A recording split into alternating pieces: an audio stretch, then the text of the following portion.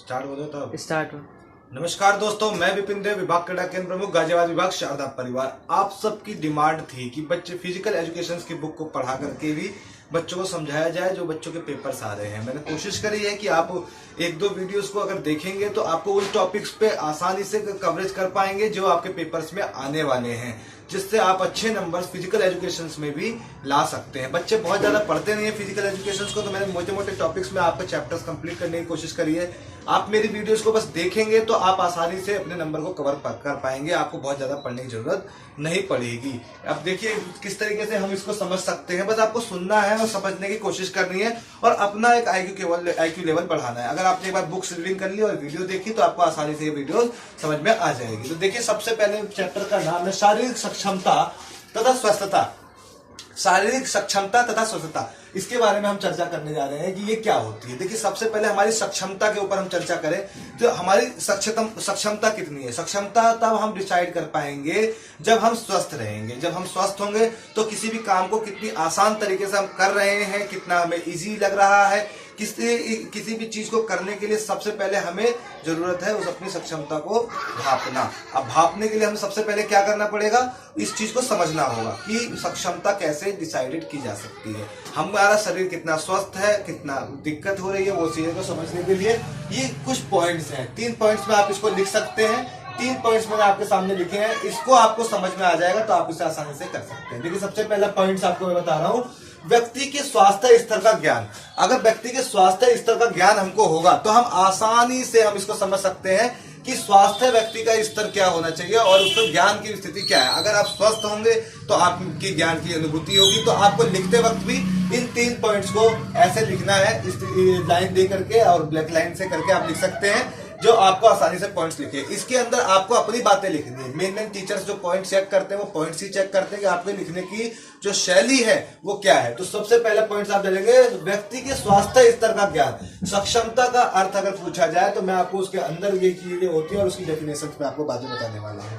तो स्वच्छता स्तर है ना, स्वास्थ्य स्तर का ज्ञान हम किस तरीके से निकाल सकते हैं। स्वास्थ्य स्तर का ज्ञान हम किस तरीके से पता करेंगे। सबसे पहले हम देखेंगे बॉडी व्यक्ति के हम कितने फिट हैं, हम अपने शारीरिक व्यायाम में क्या रुचि रख रहे हैं, या एक नॉर्मल आदमी को शारीरिक व्यायाम में क्या रुचि रखनी चाहिए, अब वो किस तरीके का फिटनेस रख सकता है अपने व्यायाम को लेकर के। इसके ऊपर आपको चर्चा करते हुए कुछ पॉइंट्स लिखने हैं। जो पहला मैंने आपको बताया, व्यक्ति के शारीरिक स्वास्थ्य की सक्षमता के ऊपर पहला टॉपिक क्या है, स्वास्थ्य स्तर का ज्ञान। स्वास्थ्य स्तर का ज्ञान वो किस तरीके से प्राप्त कर सकता है। स्वास्थ्य को समझने के लिए उसको क्या करना, पहले डिसिप्लिन में अपनी बॉडी को लेकर के आना, सुबह उठना, किस समय तक व्यायाम करना, किस तरीके से उसका पाचन क्रिया रखनी है, किस तरीके से आपको दिनचर्या अपनी बना करके रखनी है, तो आपका जो समय सारणी है उसको किस तरीके से, ये आप उसमें टॉपिक्स में चर्चा कर सकते हैं। इसके बाद जो आप उसमें लिखेंगे तो इस तरीके से आप इसको लिख सकते हैं। 6 से 7 नंबर का क्वेश्चन आ सकता है, ये आपको उसको ध्यान से समझना होगा। दूसरा पॉइंट आप समझिए, व्यक्ति की सक्षमता के स्तर का बोध। उसकी सक्षमता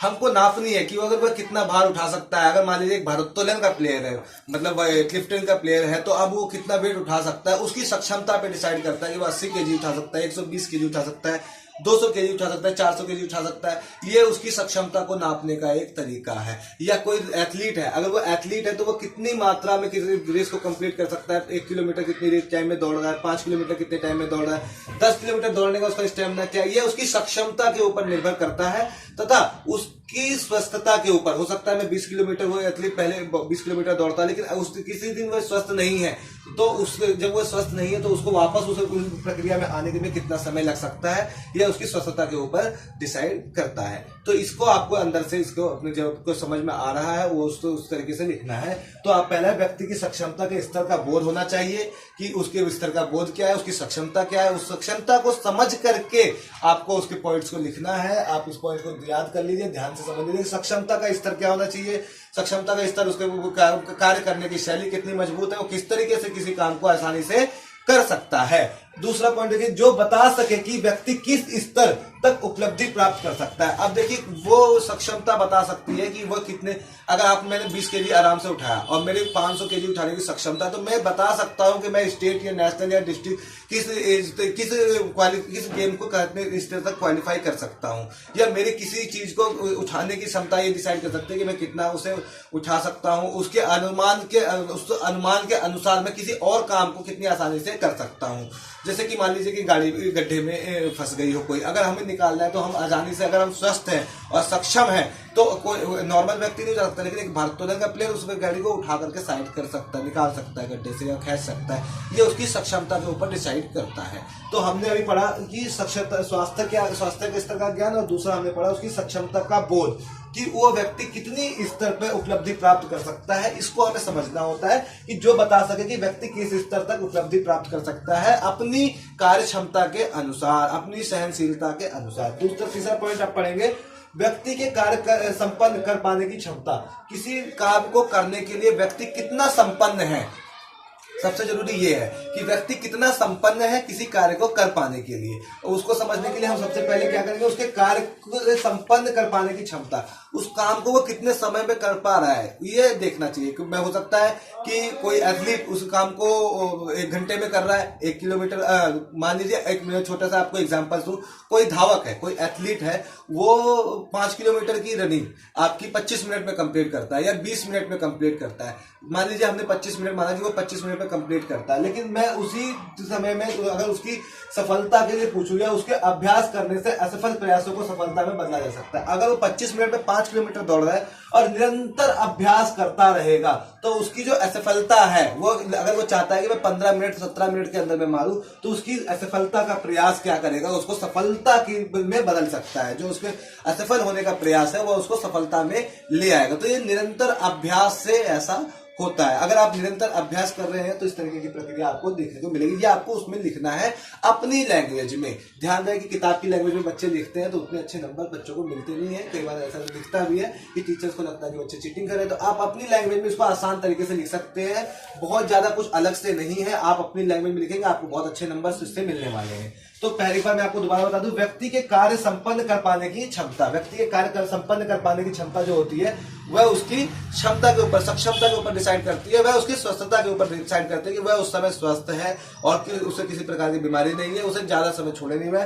निरंतर अभ्यास, क्योंकि थोड़ा अधिक अभ्यास करने से, अगर वह निरंतर अभ्यास करेगा, निरंतर अभ्यास प्रक्रिया कर रहा है, तो उसको निश्चित रूप से सफलता में जल्दी से बदलाव देखने को मिलेगा। अगर वह बार बार सफल हो रहा था, 25 मिनट में कर रहा था कंप्लीट 5 किलोमीटर, और अगर वो निरंतर उसने अभ्यास किया 2 महीने 3 महीने 4 महीने, तो एक समय ऐसा आएगा कि वह व्यक्ति 15 से 17 मिनट में उसको आसानी से कंप्लीट कर सकता है। यह उसकी सक्षमता स्तर बढ़ती हुई नजर आ रही है, यह उसकी सक्षमता स्तर बढ़ती हुई नजर आ रही है। जो एक खिलाड़ी या एक एथलीट या एक धावक कह सकते हैं हम लोग, वो अपने अंदर बदलाव जो महसूस कर रहा है वो इस वजह से हो रहा है। तो ये मतलब अपने अंदर वो सक्षमता को बढ़ोतरी के लिए लेकर के जा रहा है। सबसे आप आसान तरीके से आप समझ सकते हैं कि सक्षमता को बढ़ाना है तो आपको क्या करना पड़ेगा, सफलता पानी है, सक्षमता को बढ़ाना है, तो आपके लिए सबसे पहले क्या जरूरी है, अभ्यास, प्रैक्टिस करेंगे तो आपकी आसानी से वो बढ़ेगी। ये आपको उसके अंदर लिखना है।